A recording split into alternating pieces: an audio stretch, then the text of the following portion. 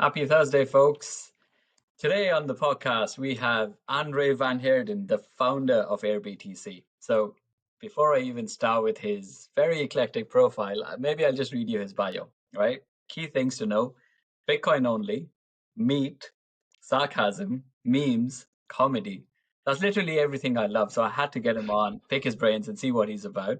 And whilst we're going to talk about all of that stuff, we're mainly also going to focus on AirBTC. What is it? What the fundamental behind it is, how it works, and absolutely everything else that we can. So, Andre, welcome. Stage is yours. Tell the viewers about yourself. Hey, thanks for having me on.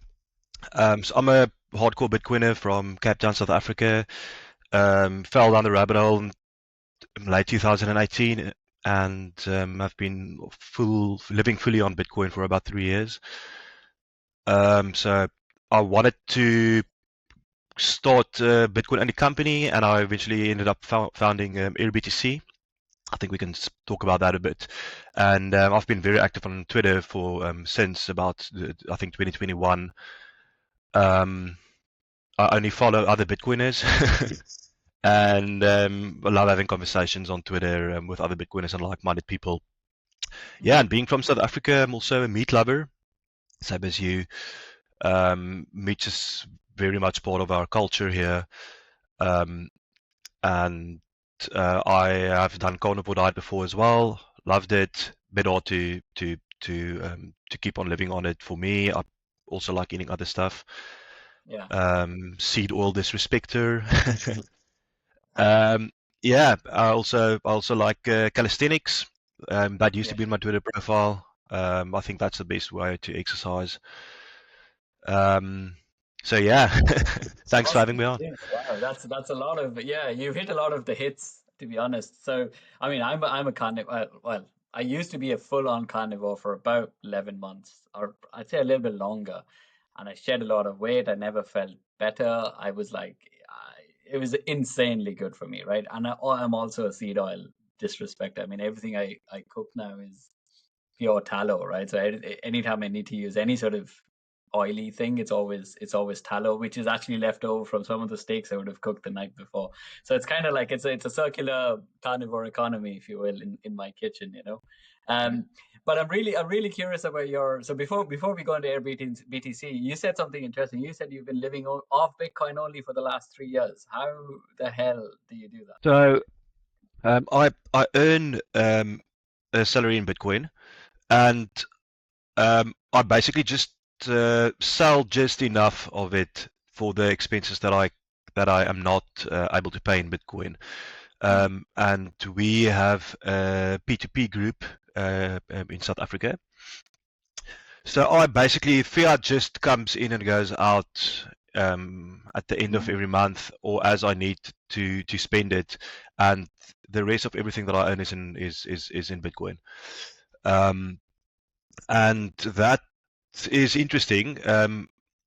Uh, the way it changes you, I have to say, I mean, when the Bitcoin price does go up, you do yeah, feel a little bit more spendy, if I can call it that. I said I tend to oh splurge on gosh, cash will a be little bit cash. more. Yeah, when the Bitcoin price goes down, I don't eat as much. Don't go out to restaurants. Um, so that does flow through. You do feel poorer and richer, but um, it's something to get used to. And I Mm. think, as the Bitcoin price goes up, that effect will probably dissipate a little bit. Right. Yeah, you think it'll stabilize over the long term. Yeah, I think as soon as Bitcoin goes over like 200,000, I probably won't feel poor again. Yeah. Uh, So I mean that's really like, see, for me, and again, look, I know, but I know a lot of hardcore Bitcoiners in London as well, right? And the way we do it is slightly, or the way I personally do it is slightly different. I tend to view Bitcoin more as a store of value. It's literally like my battery, right? So I'm gonna go out there and earn fiat, not because I believe in fiat, because it's the easiest way for me to earn it for now. And I take as much of possible of that fiat as quickly as possible and convert it into Bitcoin and forget about it. And if I do have to treat myself or maybe take the missus for on holiday at some point, I normally just like collateralize it and then borrow fiat against it and do it that way, right? But what you are telling me is like you are both earning and spending pure Bitcoin. So do you not feel that some of those sats which you're probably exchanging for a sandwich or whatever could be worth like 1000x in 10 years? Why would you spend it? That's the problem. I mean, you have to live. You have to eat. Um, but yes, that does happen often. Especially I wanted to buy some new shoes the other day. That was now in the last dip when Bitcoin went back to like 56k. I was in the shop and I saw the shoes and it was like 1,200 rand. I mean, what's that, like £50, something like that. Right. I thought to myself, oh geez, man, this is going to be the most expensive shoes ever if I buy it now. Yeah. Yeah. I mean, because that's an expense that I don't really need. I do have other shoes, but I just wanted to have those shoes. So I mean, I ended up not buying it. If I was in a Fiat Standard, I probably would have bought it. Yeah. Exactly. Yeah, so I thought to myself, just if Bitcoin goes up to 100,000, these shoes are going to be like 2,500 rand, not 1,000. If Bitcoin goes to 500k, well, in 10 years from now, this is going to be the most expensive shoes ever. Yeah. Okay, that's just one example, but that does happen often if you're fully in Bitcoin, because literally everything you spend on, you're spending a Yeah. Bitcoin or selling Bitcoin to spend. Yeah, but why are you doing it that way? Why not simply use fiat for selling or spending and Bitcoin for saving? Why do you feel that you need to sort of be part of the Bitcoin circular economy? So that ties in with why I started AirBTC. Um, like in about 2021, I did Safedin's Principles of Austrian Economics 2 course, Mm, and so the first course, like, it's basics, but the second course delves into more complicated Austrian economic theories and stuff. And I came out of that course with the idea that uh, where we are going in the entire world, especially in the West, with the fiat system and mm, the economy built with fiat money, is unsustainable over the medium to long term. mm, So the same that Greg Voss advocates. The Ponzi is unstoppable. It's just pure math. It's not a question of if, it's a question of when the whole thing collapses, and it's slowly collapsing in real time in front of us. But at some point, um, the amount of debt is going to be so humongous, mm. and so it's either going to be a crack up boom or a complete depression with people defaulting on their debt. And I was really excited when I came to that conclusion about Bitcoin. It strengthened my resolve, and I thought, geez, but okay, now everyone's gonna. I'm looking forward to a lot of Bitcoin only companies popping up all over the world. And fast forward Mm. to 2024, beginning of this year, I was quite disappointed looking back to what I thought was going to happen and what happened with the amount of development and new Bitcoin only companies springing up. There's been a lot of development on the Lightning side. There's been a shit ton of new wallets and innovation on that side, Mm. and new regulation and um, Bitcoin fiat on and off ramps, but there's almost no Bitcoin only companies or businesses or things taking place that, with actual ties to the real economy. Yeah. Um, and that's one of the reasons that I started AirBTC, because in my opinion we need to build a separate economy that's Bitcoin only, that doesn't form part of the current system, because Mm. if the current system fails and you're dependent on that, your business will fail with that. Um, Mm. and and I know the sit back and hodl uh, narrative has been the main narrative since 2017 with Mm. most Bitcoiners, but spend and replace needs to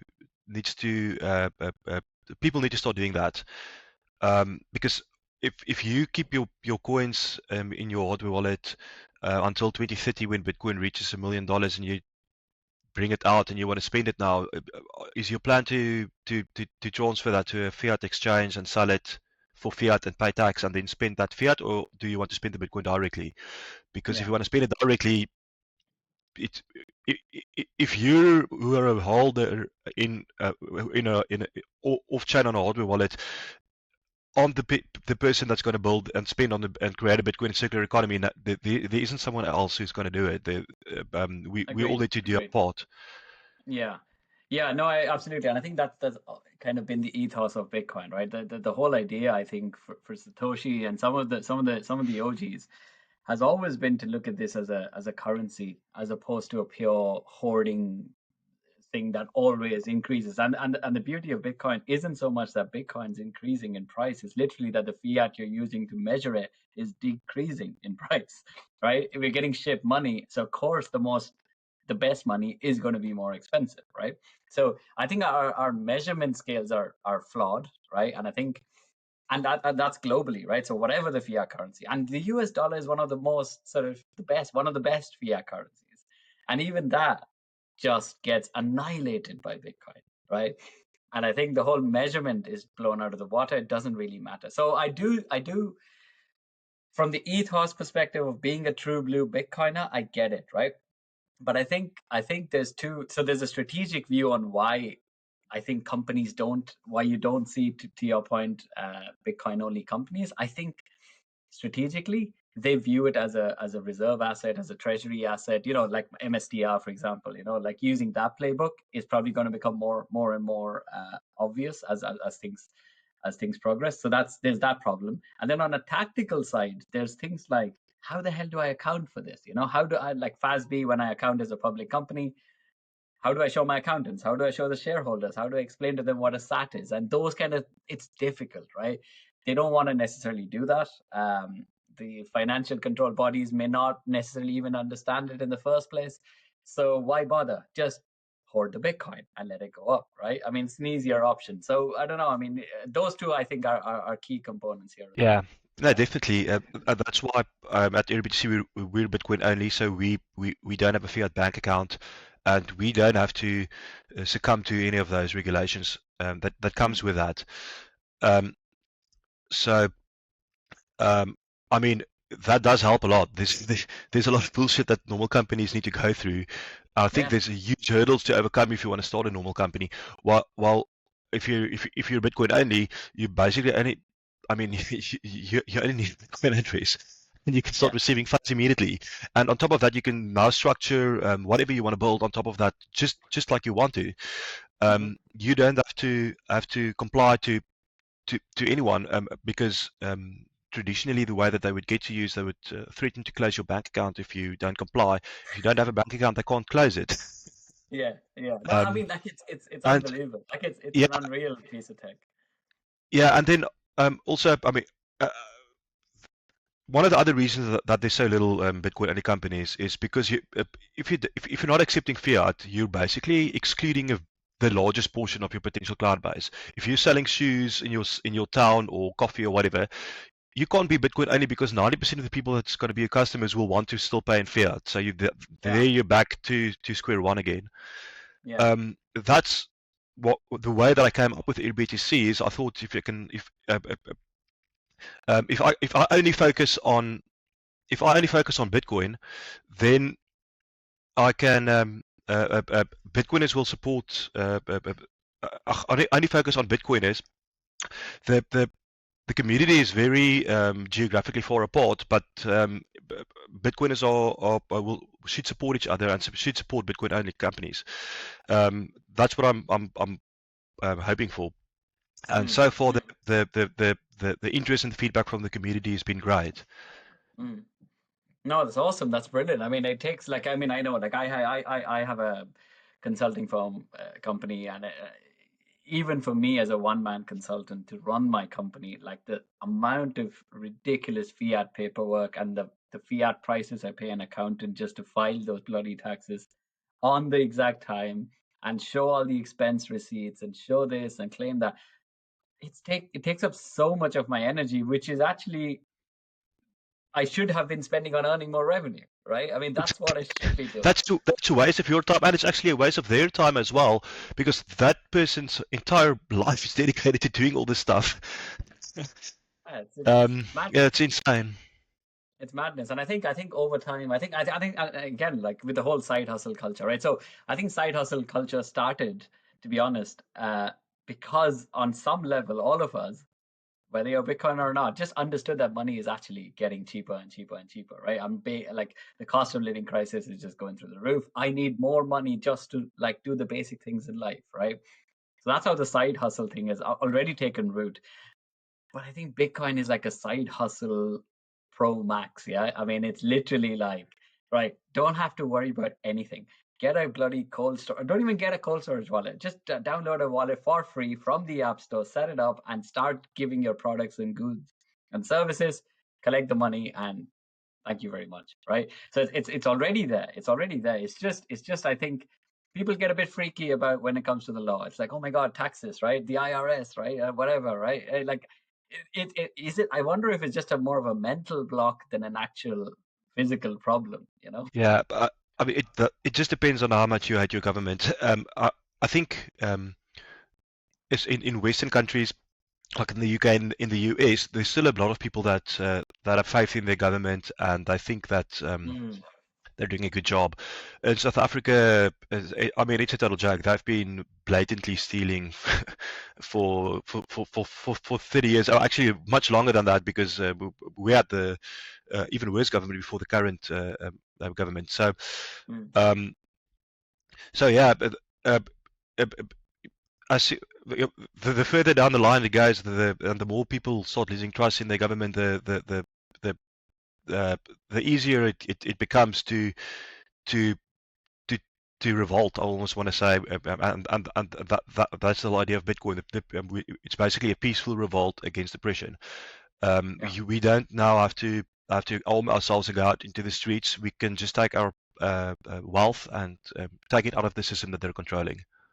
Yeah, yeah, exactly. And not only that, and if they want to participate in this economy, then they have to conform to the consensus protocol. I mean, there's nobody there who can like you can own 99% of the asset and still not control the network, right? And I think that's genius, right? I mean, because it's so far removed from the traditional proof of stake system that we're all so used to and we think is normal. But if you really think about it, just because I own all the Bitcoin, I can't really even change the Bitcoin network. I mean, how do I change the network? You know, the miners will reject my block. So what are you going to do? You know, Yeah. it's an unreal piece of. I mean, that's the thing with Bitcoin. Like, if you look at it from an economics angle, it makes sense. From a technology, it makes sense. From security, it makes sense. From self sovereignty, it makes sense. It's almost as if I think the mainstream media don't want us to know that. You know, it's Exactly. like it's Yeah. yeah, it's like Yeah, let's but just let's not keep let's make sure that the Bitcoiners or the non-Bitcoiners think Bitcoin is bad for the environment. It's bad. It's used for drug trades, as if the dollar is not used for drug trades. I mean, like, you know, it's just ridiculous. yeah, yeah, I love that 2010's FUD was insane. The Bitcoin is spoiling the oceans, and Yeah, amazingly, after it's been debunked and proven false on every single level, you still every now and then something like that pops up in the mainstream media. It's just incredible how these people how they're trying to push a narrative and not trying to deliver real news.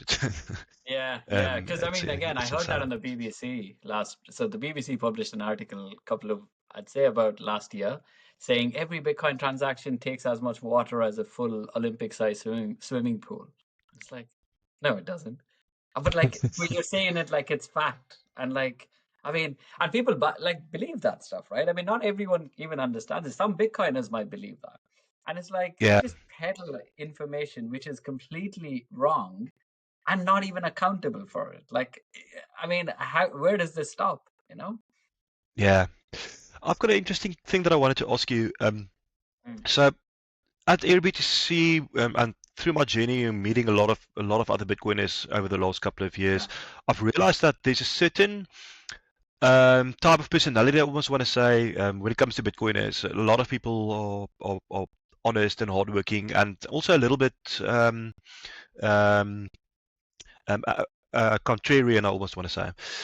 Um, so there's definitely a certain type, if you want to call it that. Do Hmm. you think that Bitcoin attracts that certain type, or do you think people become that by going through their Bitcoin journey? Yeah, that's a very interesting, like the chicken and egg scenario, right? I mean, genuinely, I genuinely think it's. I mean, to be honest with you, Bitcoin has changed me and my brain and my thinking and the way I value time and money completely. Like, there's been no college or no degree I've studied or no one I've spoken to that has changed Bitcoin so much. That has changed my mind so much. And Bitcoin is a tool. I think I was always drawn to something like it. I've always been contrarian pretty much all my life. I've always wondered why, because I've lived in multiple countries, I've always wondered how they use different forms of paper for the same thing. And it's like I never quite understood that idea. And why is, even when you look at wages, for example, when you go to poorer countries, you might have to pay them less, even though they're doing the exact same job and adding the same value to the marketplace as somebody in the US, right? But there is such a big discrepancy there, and I never understood it. And I think I was automatically drawn to this, and I never understood Bitcoin at the beginning. I was a shitcoiner, right? I was like, oh my god, it's going up, that's brilliant, and let me buy this, and I think it's a journey that Bitcoin takes you on. It kind of removes your ego. You shed it one time at one layer at a time, and you learn more about this stuff, and you just get into it. So I think to answer your question, it's a mix of both. It's like nature and nurture. Yeah, I think you got to have the nature, but then you've got to utilize that nature by nurturing yourself in this Bitcoin environment. Otherwise, you are probably a gold bug, I would say, right? Otherwise, I mean, where else are you going to go, Yeah, right? yeah, gold or silver. Yeah, exactly. So, Yeah. so tell me about AirBTC, right? So you've set it up. You're the founder. What's the management structure like? Is it just a one stop? I mean, are you running it all by yourself? Do you have a team? Yeah, so we're five people at in our team at this stage. So we have myself, and then we have a developer, and we have a head of business development, who's also a partner in the company. Jacob Seifert is in Orlando in the US, Hmm. and then we have two team members that's just focusing on the customer relations, the listings and bookings and stuff like that. Okay. And yeah, so it's I mean, that's the bit, the hardest work, I would say, is making sure everything on the site is updated, all the listings are look good, we have all the relevant information needed, and the Yeah. pricing. And then when bookings comes in to handle those bookings, uh, um, just between the guest and the host. I Hmm. mean, that's the most work, I would say. But yeah, so I'm just trying to get more listings and more bookings Yeah. for AirBTC at this stage. We have almost 200 listings now, and we still have quite a Nice. lot in the pipeline. And yeah, it's from all over the world. We have a big section of listings in El Salvador, and we have a lot in the US. I have to say, I think UK is lacking a little bit. We're looking for some more listings in the UK. Mm. Um, and then across Africa, we have quite a few in Tanzania and South Africa, Mm. and South America, quite a large interest from there, Brazil, Puerto Rico.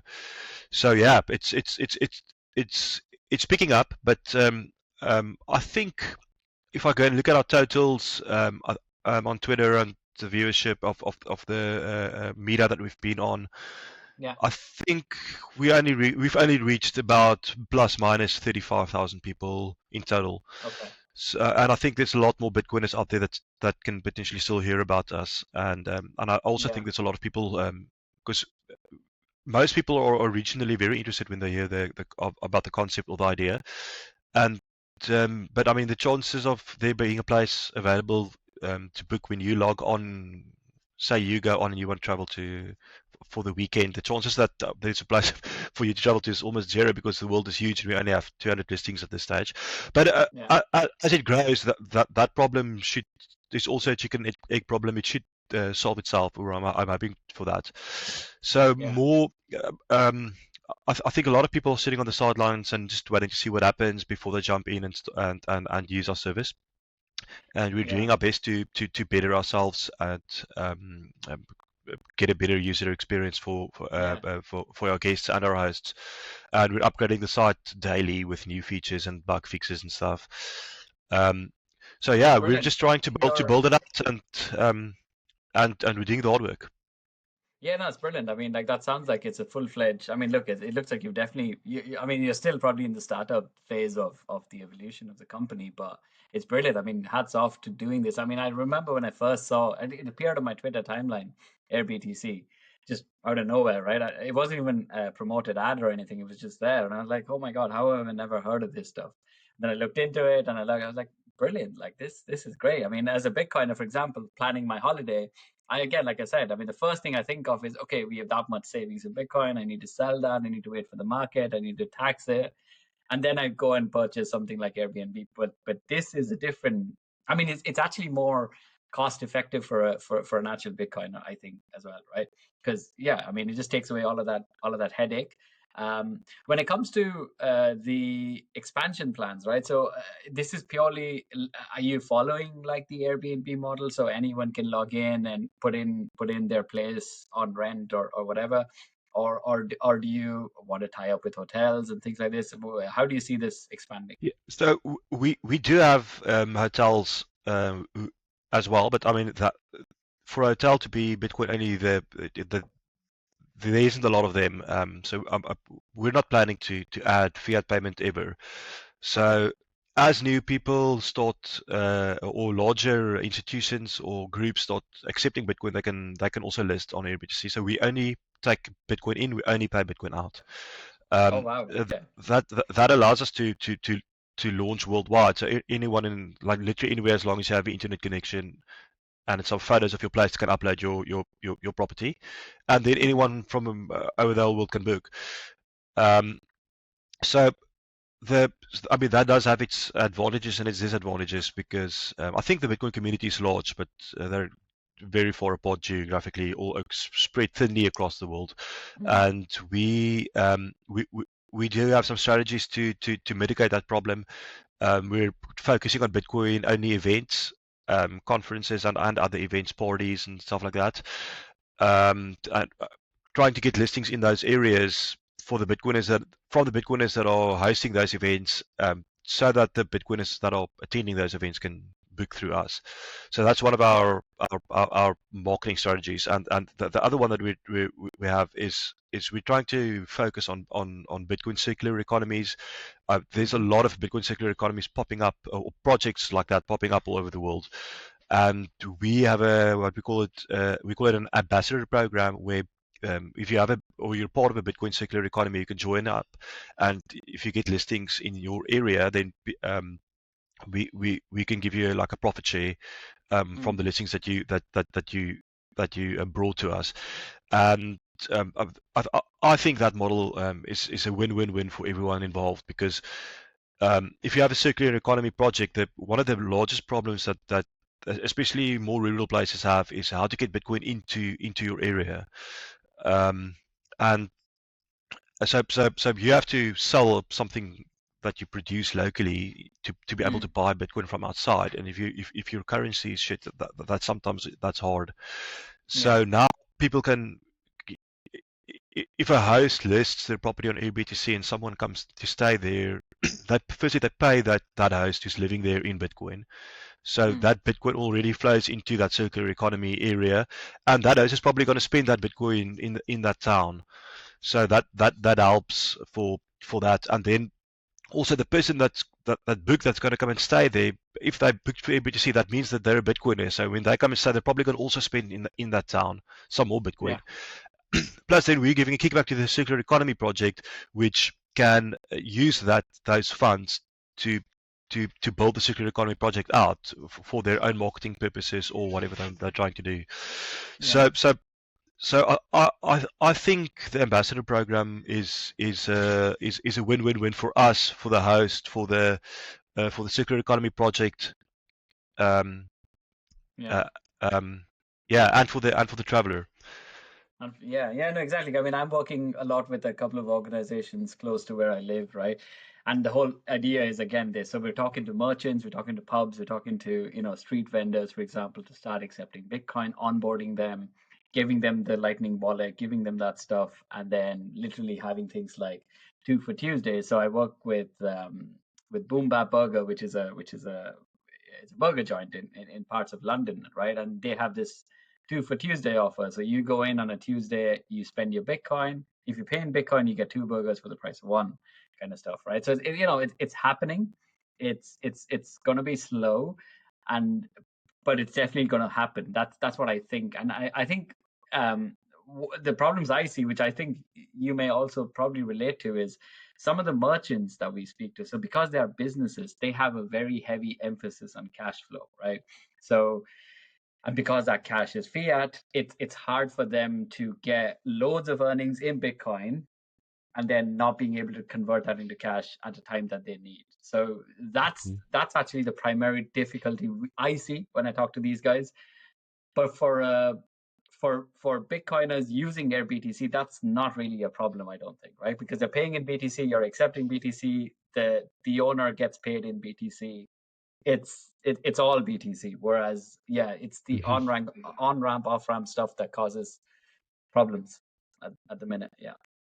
Yeah, I mean, definitely. If you're not a Bitcoiner, those people, especially, well, any business almost that's not on a Bitcoin standard, the volatility is a huge problem for them. That they're uh, very much afraid that they will accept some Bitcoin and then before they are able to sell it, the price will drop. That's obviously that's everyone's main concern, which Mm. is obviously it's a huge fallacy because Bitcoin goes up far more than it goes down. If you're if Yeah. you're if you're if that's a problem for you, you must just wait a couple of weeks. You'll probably make your money back. But Yeah. Yeah. I, but I, I think the volatility thing is again overblown. I mean, okay, well, when he's talking about volatility, well, it depends on your time scale, right? I mean, if I measure Bitcoin price in any fiat every year, it only goes up. There is no volatility. It only goes up, right? There might be yeah, one blip between COVID and 2023 or 4 where it's come down, but every other year it's up. So if you measure it every 5 years, it only goes up. If you measure it, yeah, so it's your time frame. But if you're looking at it every hour, then of course it's going to be volatile. I mean, everything is volatile, right? So exactly. it's bizarre to me.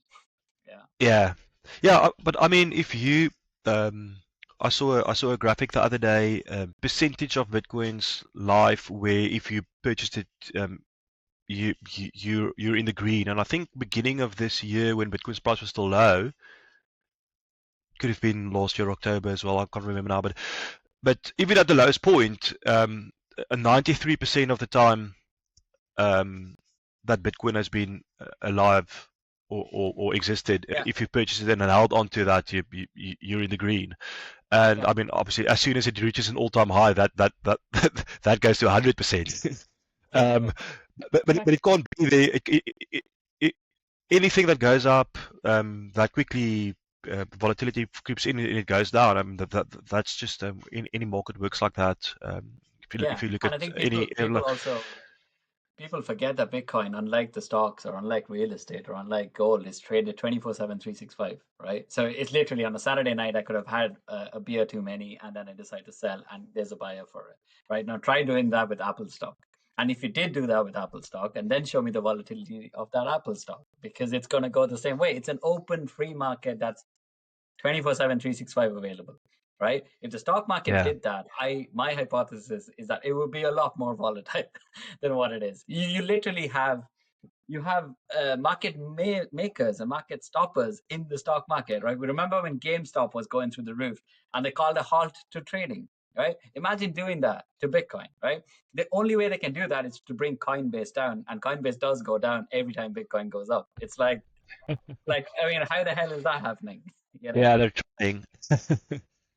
So it's bizarre to Yeah, me, this volatility argument. Again, it's something that sounds plausible for most non-Bitcoiners, right? Or anyone who's not familiar with the asset. They look at it and go, "Oh my God, it's such a dangerous, volatile currency, and how can you keep your savings in it?" And it's like, well, it's not volatile at all. Actually, it depends on how you look at it. It's perspective driven, right? Like almost everything in the world that has any value, it will fluctuate over time. Yeah, or you can say it's very volatile to the upside. Um, I mean, if you think about it, if, uh, I mean, I think most people that like most Bitcoiners, people that listen to this would have seen that dollar decreasing in value over the 100 years chart, where it starts Yeah, like yeah, yeah. The note, like yeah, yeah, I remember, yeah. $100, yeah, and with a note. So uh, if you think about it, if something starts at the value of 100 and it drops to below one, you could say it went to zero in terms so on that chart the dollar went to zero because Yeah. when it dropped under one. So if you think about it, let's say for argument's sake that uh, Bitcoin.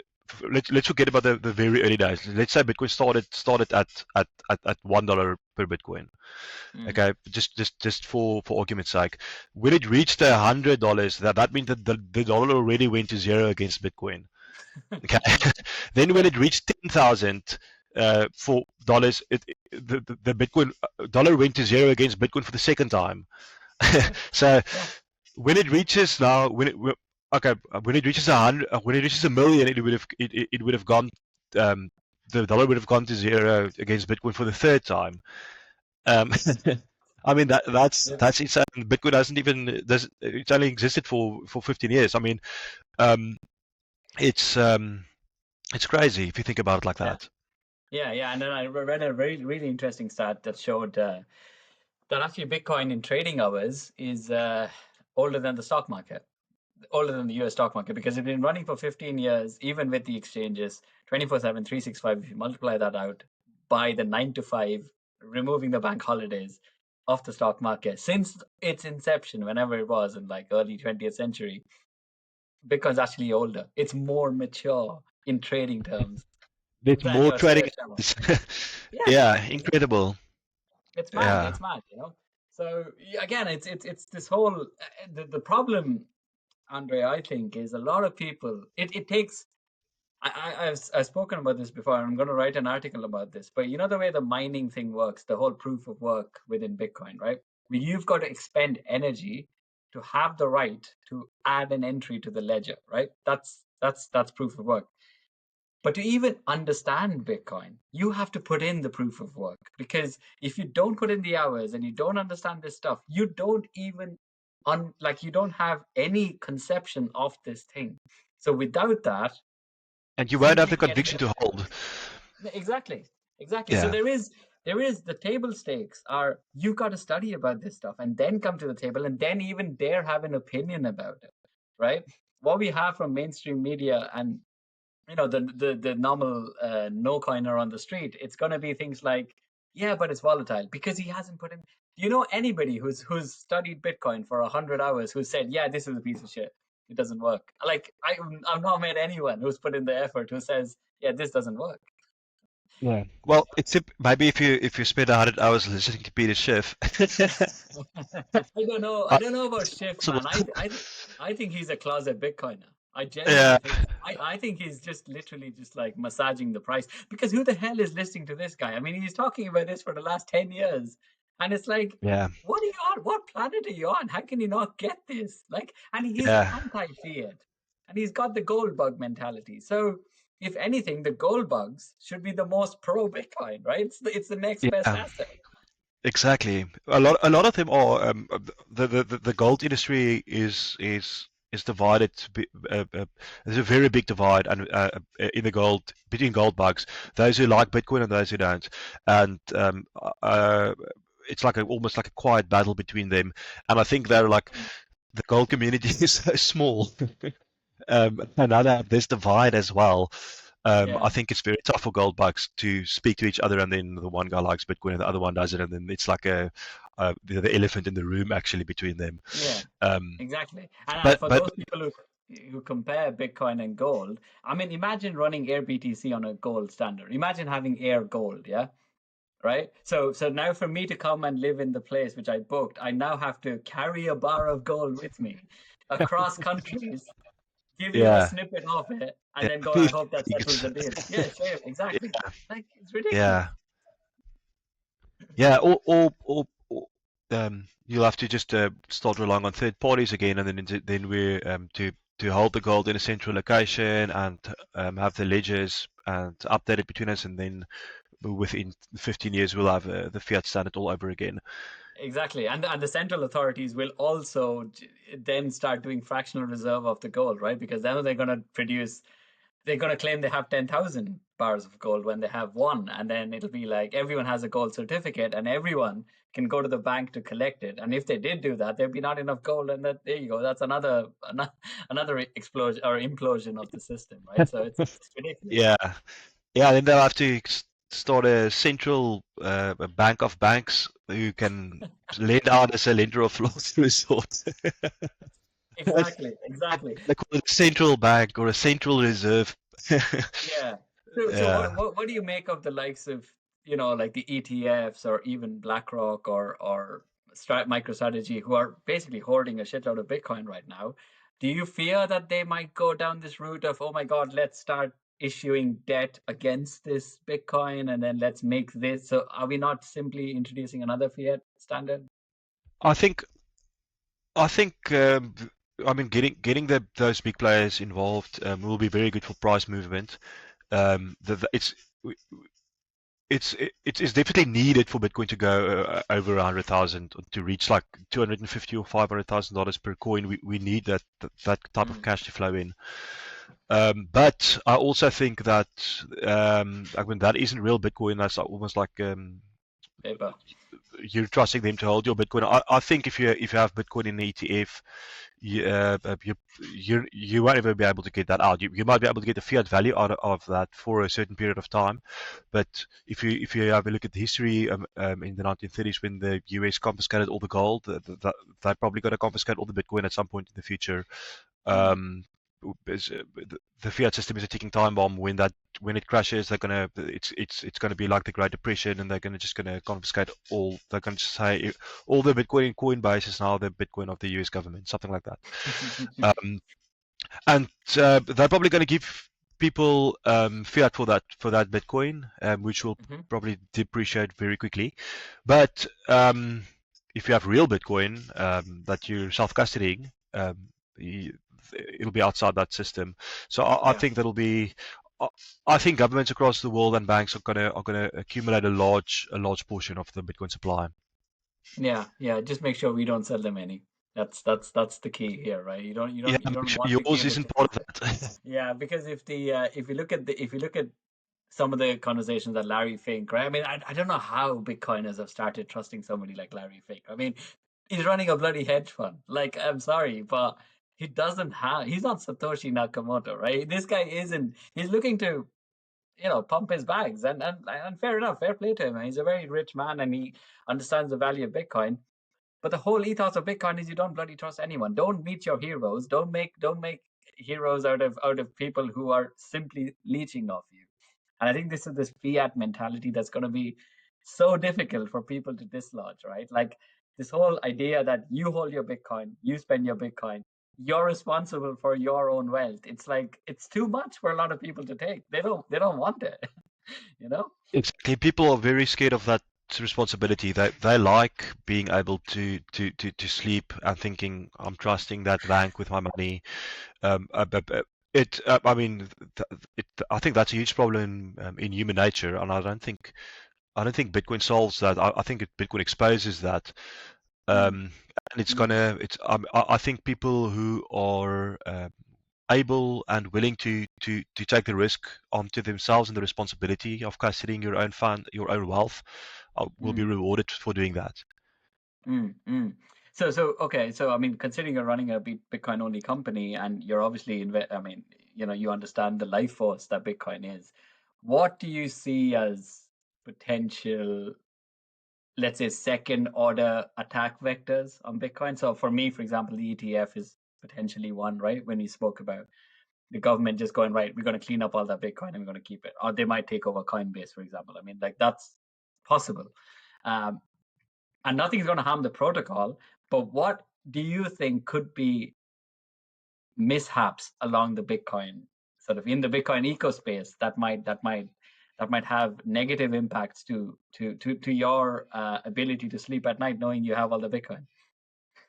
I I sleep very well, knowing the Bitcoin network is secure. But what I think is some obstacles within the community itself. I think like drastic splits within the community. That I mean, we've seen that almost like the gold bugs that we just spoke about. Some of them like Bitcoin, some of them don't. The Mm. the Bitcoin community is because everyone is so principled, very easily very easy to fracture. I mean, if you just 2 weeks ago with the Michael Saylor on Safe Edits podcast, they Yeah, had a little bit of a tough there. Uh, so those kind of splits within the community, I think that'll. I see it on our personal Bitcoin groups also. People very easily start disagreeing about the smallest, most ridiculous bullshit, and then the one guy just leaves the group, and now suddenly the community is fractured again. And I, mm, I think I think that's something that Bitcoiners should be aware of, and I think we should try and stick together. I know this is a huge problem in Bitcoin in libertarian circles. Principled people tend to find each other and then piss each other off on about something very small or ridiculous. yeah, Uh, yeah, I think that's. I mean that's a problem that shouldn't be ignored. We should actively try and work about speak about that within the community and try and stick together. And uh, the fiat system isn't a beast that will be tamed easily. There's still a yeah, lot of hard work to be done, and it'll be devastating, or it is devastating to see people fighting against each other rather against the enemy up there. I mean, I think yeah, I think that's what they're trying to do with all this Bitcoin FUD is to divide and conquer mm, the populace, and I think that's also what's happening within the Bitcoin community itself. yeah. I mean, the I first feel, the first I fraction off was the shit coins when Ether yeah, started. That took off. Fucking two quarters of the people, half the 3/4 of the people away to shit coins. Now they're slowly starting to come back, but that did a huge lot of damage. Something like that could potentially happen in the future many times still. yeah. I think some of the days of the the hash wars and SegWit and those kind of things. I think we've matured as a community from there. But I think it doesn't matter if Safety and Sailor don't agree. I mean, there's still TikTok next block, right? Like it doesn't, like Bitcoin Yeah. doesn't give a fuck. I mean, genuinely, it couldn't care less because it's going to work. I think from a technical standpoint, though, I think you're right because if there is a faction within the developer community of Bitcoin who are the gatekeepers, right? At the end of the day, if they decide collectively that, oh my God, this is not how it should be, the block size was 2.0, yeah, and we're going to fork and we're going to start something else. That'll cause confusion. That'll cause potential, again, sort of Hmm. ups and downs in the price in the short term, I think. But eventually, the free market, which is what Bitcoin is, will eventually reward the best, the best form of money anyway, right? So I think Yeah. it will correct over time. But we're going to see this. We're going to see these things happen, and like stuff like Trump, talking about Bitcoin and then coming out as a full blown shitcoiner. It's kind of like, I mean, what the do you get? Like, you just don't get it, do you? you Yeah. know. Yeah. So yeah, Do you want to switch the conversation and speak a little bit about meat? Because I, yeah, that's a topic that I really like talking about. oh yeah, What absolutely. what is the like? What is the meat that's available to you guys in the UK? What does that look like these days? Yeah, to be honest, we have, as you know, I mean, like South Africa, the UK is also quite a bastardized nation, shall we put it, right? So we get a lot of different cultures, we get a lot of different things, and everyone has their own meat. So I've had literally all kinds of meat possible. I have a very good South African friend, and he tells me that the rabbit that I'm eating is not as good as the one he gets back home, and I'm like, wow, okay. I mean, I didn't know I could choose my rabbit, but like, I mean, the meat only stuff is for me is like. Do you know what? You know what? You know what I really like? it's like I've started eating offal. I've started eating like liver and brains and hearts and this kind of stuff, right? Which I never thought I would like, but I fucking love it, man. It's unbelievably good. It's nutritious. It lasts forever, and it's dirt cheap as well because nobody eats it, right? Like it's like, Yeah. but it's like so good for you. So yeah, I mean, I'm good for meat, thankfully, where I am. But I mean, I'm culturally Indian, so when I go back to India, we don't get beef as easily. So I can't eat my steaks. You know, I can't do bone marrow stuff. You know, that pisses me off a bit. But besides that, at least in London, we're okay. Yeah. How about you? What's your diet like? I mean, the selection of meat that we have here, well, across the whole country, but especially well, where I live, is it's really good. I mean, we have a lot of beef and a lot of lamb, which is the two main. Then we also have a game. Uh, we have a variety of different antelope species that Oh wow. that we have. The meat is available. Well, not everywhere, but you can easily get it. Especially some of the larger antelope, like oryx or kudu, or eland. Yeah. It comes very close to beef, a little bit leaner and a little bit different taste. But I mean, that's the fillets from those from those antelope. It's really really good and interesting meat. I think as a meat lovers should any meat lover should come and visit South Africa just to experiment or taste that. Yeah, Yeah, yeah. and then um, and then obviously also the price point. When I often upload pictures of the meat that I buy to Twitter or to some international Bitcoin groups, Telegram groups and stuff that I'm on, and the people are always like astounded about the price. I mean, I buy very like exceptionally good and already matured meat for like 120 rand per kilo, and that's like £5. Wow. Um, and so it's very affordable. I mean, if you eat only meat, I mean, almost anyone in South Africa can do it. I mean, some of the other I'm talking about prime cut steak now. Yeah, If you yeah. if you if you go- if you buy offal or mince or something like this, it gets even it Even gets even more cheaper. affordable. Yeah. Yeah, yeah. Um, then another thing, the lamb is a huge part of our culture in South Africa. We have the Karoo, which is it's like a two no, it's like half the country is the Karoo, which is like a semi-arid, it's like almost like a desert area, and basically all that you can do there is sheep farming. It's almost like Right. the Wild West in the US, and so we have a lot of lamb and mutton available, and it's a big thing here. Like I would almost say it's almost as big as beef. Um, Mm. and and and we often do like lamb shoulder or leg of lamb in the oven. We we we we cut the lamb up into what we call chops, and we Yeah. broil it on the open fire, which is a huge part of our tradition. And we also that always goes with boerewors or sausage. Right. Um, so yeah, I mean, we're braaiing or ovening meat almost every day in South Africa. A lot. It's That's a big part of brilliant. our culture.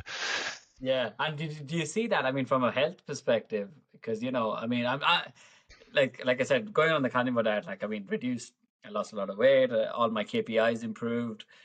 But if the meat eating culture is so strong in South Africa, I mean, do you guys get a lot of things like diabetes or high blood pressure? Is that common within the South African population? Yeah, well, the people in South Africa eat a lot of stuff with their meat, and we have a very large sugar problem. The government put on sugar tax like a couple of years ago because we have a massive diabetes problem. And if you look at these Mm, people, yes, they're eating a lot of meat, but they're eating a lot and drinking a lot of soda and other stuff as well. Um, we do have a large percentage of the population that's overweight. Um, mm, from yeah, I mean from all over the spectrum, and um, and I think that overshadows the potential benefits that people are getting from eating a lot of meat.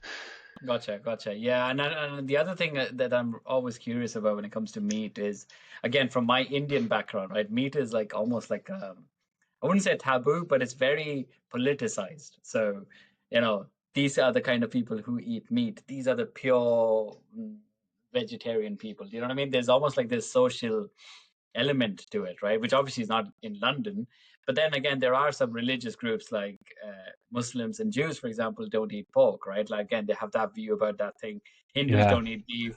There's like this whole politicization or religiousization of meat, and I'm wondering, South Africa is such a diverse country. I mean, what happens in that scenario? Is there anything like that? Yeah, so South Africa has the largest Indian population outside of India, Yeah. and the Indians in South Africa are very largely they live in one province called Natal, which is like in the northeast part of the country, and I think they have a there's many of them that do eat meat, but there's still a lot of them that don't. But generally, the the white and the black and the colored community in South Africa, everyone loves meat a lot. Yeah, yeah, It very much forms part of our culture for everyone. yeah. Mm. It's a big thing in South Africa. I mean, um, everyone's ancestry has a lot of meat eaters in it. I Yeah. mean, I remember when I was a child, um, my grandmother, my great grandmother, she would eat. They would bake fresh bread every morning, and then instead of butter, they would use lamb tallow, which they would spread Mm. like a centimeter thick on top of their bread, and On the that was their pan. Yeah, yeah, breakfast. yeah. Wow. And um, I mean, I also um, I'm not that hardcore carnivore. I also think that not that it's good for you, but I think like homemade bread is much better for you than what you buy in the store. Bread should Yeah. consist of three ingredients, um, not 10. If you buy a bread and you look on the back and there's like more and there's anything else than meal or salt on there, then Yeah. it's not Yeah. bread. You No, can't exactly, compare that. exactly. Yeah. Yeah, and I think the carnivores sometimes kind of lose. And again, I made this simple policy as well, right? I used to go and get like these processed sausages from the supermarket because I was like, oh my God, it's carnivore. But then you look at all the bloody phosphates and this and that, and it's like, what the hell? And then I went to my Yeah. butcher's. My local butcher's has a great sense of humor. He's just an independent guy, right? He's put on these ingredient lists on all the steaks, and if you look at the thing, it's like ingredient cow, and that was it. And I'm like, that's brilliant, that's I like- exactly the kind of stuff. Yeah. Yeah. So like it's mad. I mean, when it comes to the I was going to say about the carnivore diet and something Seyfried says. So Seyfried is a big carnivore, right? I mean, I Mhm. remember like, reading some of his blogs and listening to him talk about it. That's when I started trying the carnivore thing. But he said something like super interesting. He was like, meat, was it meat? Yeah, meat is proof of work. So what I think what he's trying to say is like literally like the animal is out there foraging, doing all this stuff over years, and then you eat it, right? Whereas, Yeah. like you said, a bread made in the supermarket. I mean, what the hell? That's like fiat, really. If you think about it, it's like a Yeah. fiat product. Yeah. Yeah. And um, I I had an anecdote once where I can't even remember who it was. It was some naturalist lady, and they asked her, if you look on a label, what should I look for? What isn't that bad and what is good? So if I look at a label, what ingredients should I avoid? And um, she said if there's an ingredient list necessary, then you avoid that food. There isn't an ingredient list on meat or on fruit. Yeah, yeah, yeah, yeah. Something Exactly, needs to be exactly. the ingredient list. It's already too processed, Yeah, yeah, yeah, yeah. which And I think, I yeah, like. exactly. That's brilliant. Like the rule of thumb I use, and especially because we've just had a baby and he's only 7 weeks old, right? So I'm already super aware of because I look at some of this like the cereal packets or whatever. Because I mean, he's not off breast milk yet, but there will be a time when we're gonna have to start feeding him real food. And it's like if you look at the crisps, the chocolates, anything that comes out of a packet, I just want to avoid. for him, right? Yeah. Because I don't want him to be exposed to that stuff because sugar is a drug, mate. I mean, that's the way I look at it. I think it's like some sort of weird psyops that that the healthcare and pharma companies are running on us to control us because a sugar dependent brain is just it's just crazy, you know? Yeah. Yeah, especially what they're doing to kids with the sugary grains for breakfast. I mean, I Yeah. grew up eating that as well, and we all thought that that's not only. I mean, if you didn't do that, you were crazy, which is that's the opposite of the truth. I mean, if you think about it, how ridiculous it is to eat grain covered in sugar for breakfast, it's insane. I know it's mad. It's mad. And then you have all these arguments against dairy and things like this, and I'm like, guys, really? I don't believe this stuff. I mean, I could be wrong, right? Maybe they're right, but it just feels so odd to me that it's in mainstream culture now. I mean, like having oat milk soya latte is okay, but getting a full fat steak is somehow wrong. I mean, I don't get Yeah. it. Like, yeah. Yeah, I was always my wife is so tired of me complaining at our local supermarket, the health section. So there's a section that just says it says in green health at the top where all of the supposedly healthy food is sold. That's where all that bullshit is sold. Like it's all just basically seed oils that has been processed to different levels to taste like whatever they want it to taste like. Which Yeah. is like it's the most unhealthy thing that you can take into your body, but it's in the supermarket under a health. It's Yeah. crazy. It's crazy. Yeah, Exactly. And we are the crazy right-wing nutters to want something else. Like it's this weird, and it's on an industrial scale, man. It's not just, I guarantee you this isn't just in South Africa. I guarantee it's not even just in the developed world.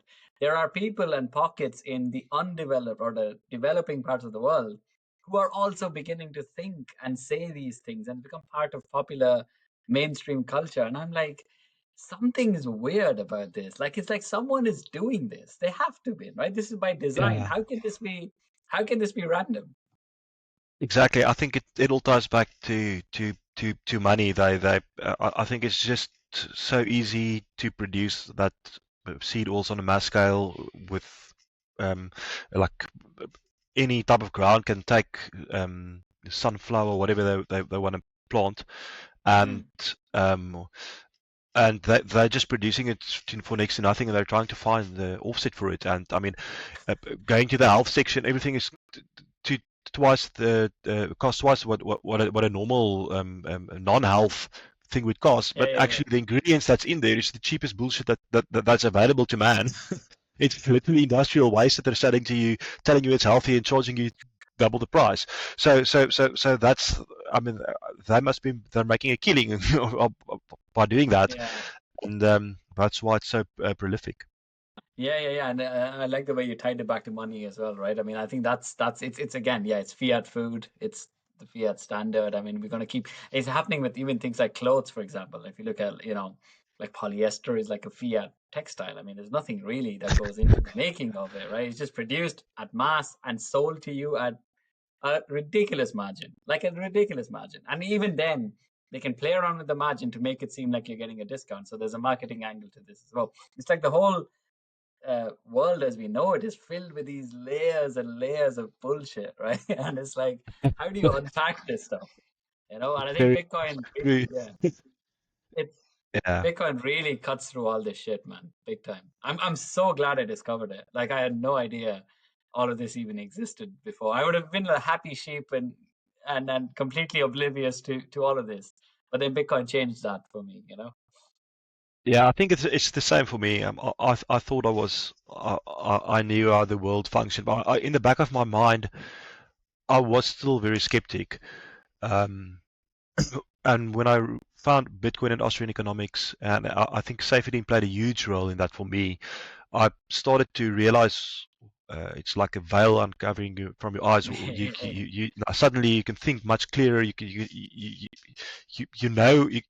realize why things are the way they are because um, everything just suddenly starts to make sense. And I Mm, think having that is worth much more than the money that or the wealth that you can get from investing in Bitcoin. absolutely. Absolutely, absolutely. So look, I mean, I know we're nearly past the hour, so let me just end again with the AirBTC stuff, right? So, a few things I wanted to ask you, more tactical stuff. So again, I understand it's your company, so you don't have to divulge all the details if you don't like to. But Airbnb, one of the big criticisms I know about Airbnb is this recommendation, the scoring model, right? People don't like that necessarily. Hmm. But then again, I understand why they have it. How do you guys solve that problem, or do you solve it at all? Yeah, I think so. One of the main things that that I've seen so far, and that I also think will play out, is the Bitcoin community. As we spoke earlier, is the general people in the Bitcoin community they are honest and no bullshit type of people. So Yeah, you don't really get a Karen type of person who likes to complain and bullshit about everything yeah, in this community. So that kind of solves that problem to a large extent, mm, so far that is what we've seen, and I think that that's going to carry on. But we do mm, need some kind of rating system. But at least this rating system is, because the people using it is more honest. mm, Um, it will be more honest as well. But um, yeah. So at this stage, I mean, obviously we don't have a lot of bookings yet, so we've just copied over the ratings um, from listings that we have. If they have a rating on another website, uh, mm, then we just copied that rating over, and we have our own rating system that looks going to take it from there. right. And people, if you are if you did stay in a place, you can leave a review. Gotcha. And are you looking to sort of I know you said you're going to expand in terms of obviously locations, and that's something you're working on. You have a marketing strategy in place and all that. But what is your, I guess, let's say, the vision for this, right? So Bitcoin's only going to go up. It will, right? These things are now going to get more and more expensive, if you know what I mean. So let's say 5 years down the line, Bitcoin has doubled or trebled.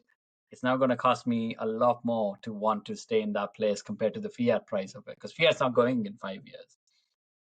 What are you going to do for that challenge? How are you going to price it extremely as per fiat, or how are you going to cross that bridge? Yeah, so at this stage, if you log onto the site, you'll see we have the price displayed in dollar and in Bitcoin. Yeah. And when I first started up, I said I don't want any fiat on the site at all. So I priced everything in dollars. But then the Bitcoin price went up exactly like you said now, and within 2 weeks, everything was like 10% more expensive. Yeah. While these properties are also listed on other websites where it's still in fiat. So unfortunately, that using Bitcoin only like that as a unit of account is not feasible at this stage. Mm. So hopefully in the future we will be able to do that. But for now, the prices are denominated in dollars and then transferred to Bitcoin. So people, when you type in the price for your property, you type it in dollars, and Gotcha. we then it then stays that price. And as the Bitcoin price goes up and down, we just adjust the amount of Bitcoin that you're going to pay, Okay. that the guests will pay. So that's the way we're doing it at this stage. Unfortunately. I think unit of account comes last. So as Bitcoin becomes money. So, Hmm. I mean, who knows? Hopefully by 2030, we'll be able to denominate in Bitcoin as people start using that as a unit Yeah. of account. Yeah, just in Sats as well, right? I mean, you could just use Hmm. whatever 200 Sats a night or something like that. I mean, Yeah, we don't know what that could be worth back then. So yeah, okay, yeah. there's that. And then the one last thing I wanted to, again, very tactical, but again, just from my own Airbnb. So I did have my property in Ireland. I have a three-bed duplex in Dublin, outside of Dublin, which I've rented out, right? I followed the fiat model, and I'm Oh, actually yeah. looking to sell that and buy Bitcoin, because I rather deal with Bitcoin than deal with tenants, right? But I did flirt with the idea of hey, what if I made this into an Airbnb? And I would have made more fiat money, I guess. But it also comes with its own headaches, right? I'm in a different country. I've got to manage that. I got to have somebody there to look after the locks and then do the cleaning and all that stuff. So when it comes to, I guess, the types of accommodate or the types of listings you have, are you looking at more things like sharing only? Are you focusing more on sort of independent houses? Do you want them to be in bespoke tourist locations? Is there a particular segment that you're after at this stage? Not really. we have received some interesting listings or listing requests. The other day, a guy wanted to upload his boat. It's like a Nice. yacht, Yeah. and so we created the property type for him, and the yacht is on the site now. Um, so we're trying to accommodate as many people as possible. There was a guy that wanted to upload his campsite. We did that as well. Um, Nice. I mean, whatever people want to want to upload, if it falls in the general category and we're able to do it, why not? Happy days. Yeah. So Yeah. Yeah. Yeah. yeah. Oh, that's cool. That's cool.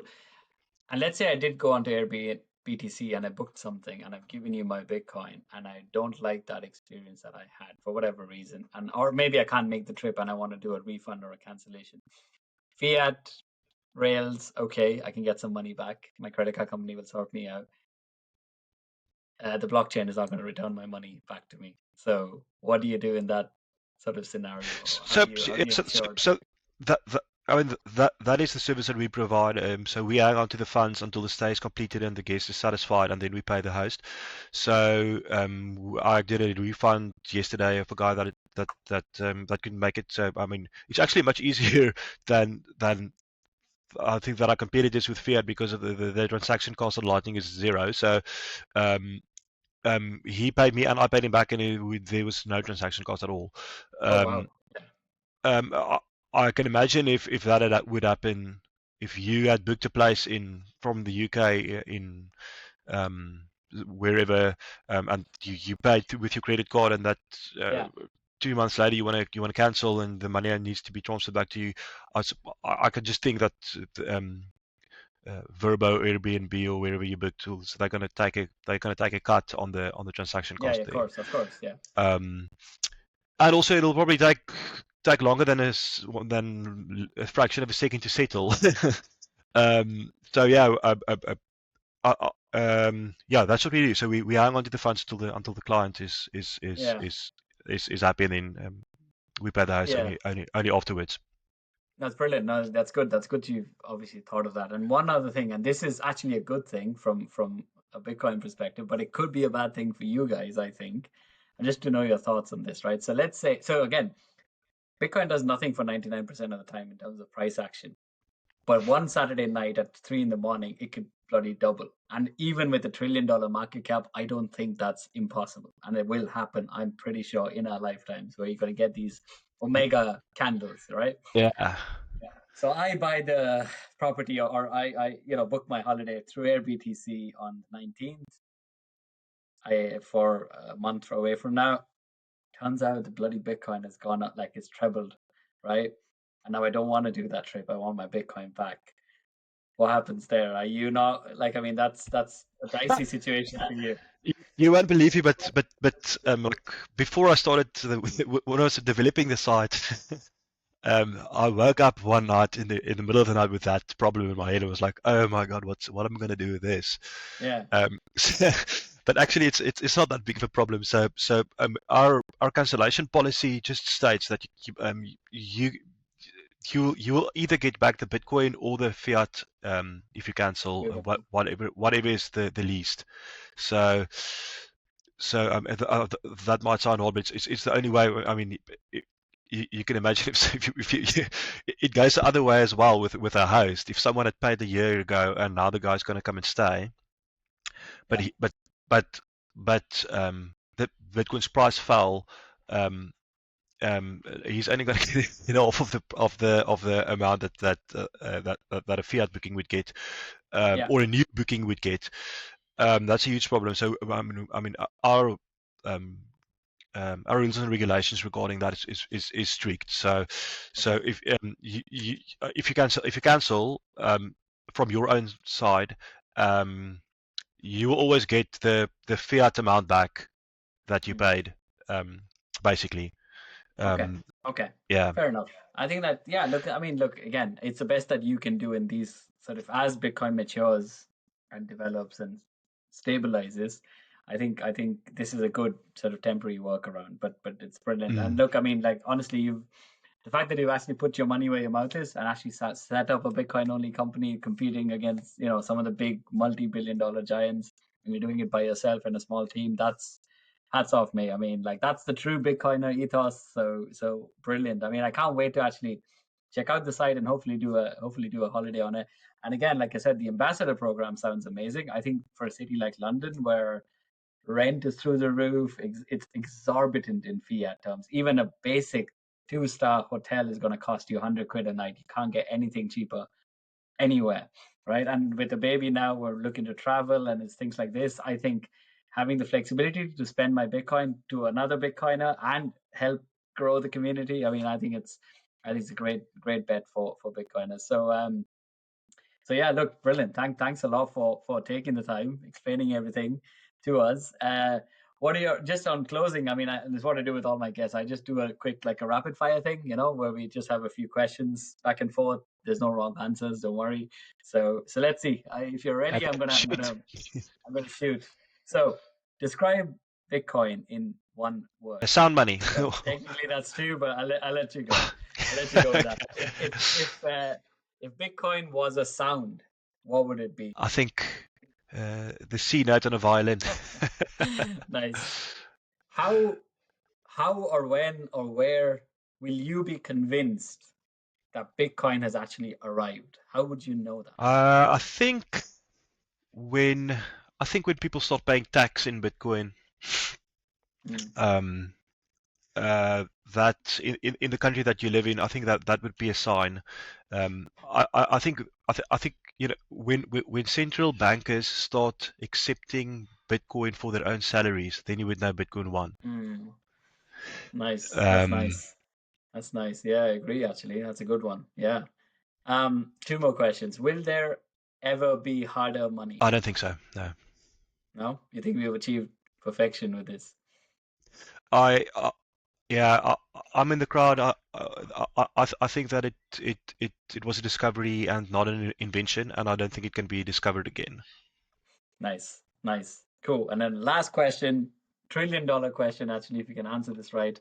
Who do you think Satoshi was or is? I don't think Satoshi is any of the potential candidates that's put out there. I mean, there's only one person that we know that is definitely not Satoshi, and that's Craig Wright. Yes, we definitely know it's not him. Brilliant. That's epic, man. Andre, look, again, thanks a lot for your time and all the best with AirBTC. I'll try and spread the word as much as I can with all my mates as well. And like I said, if nothing else, you get one customer out of this, and that's me.